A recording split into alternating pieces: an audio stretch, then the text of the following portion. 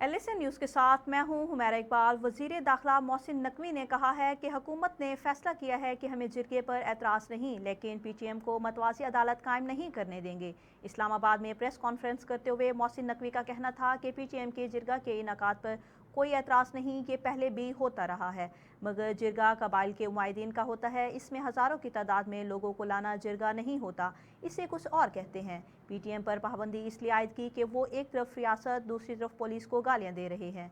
मोहसिन नकवी का कहना था कि एक दो बड़ी सियासी जमातों के रहनुमा PTM की क़यादत से मिले और कहा कि हकूक़ की बात करो तो हम तुम्हारे साथ हैं, मगर ये नहीं हो सकता कि हकूक़ की बात भी करो और बंदूक भी उठाओ, साथ कुछ और बात करो। वफाकी वज़ीर दाखिला ने अली अमीन गंडापुर के हवाले से गुफ्तगू करते हुए कहा कि इस्लामाबाद एहतजाज के दौरान मैंने तो अली अमीन गंडापुर को डी चौक नहीं देखा। एक तरफ अली अमीन गंडापुर कह रहे थे कि निकल गया था, दूसरी तरफ वो कह रहे हैं IG से मिला था। पहले अली अमीन गंडापुर क्लियर कर लें।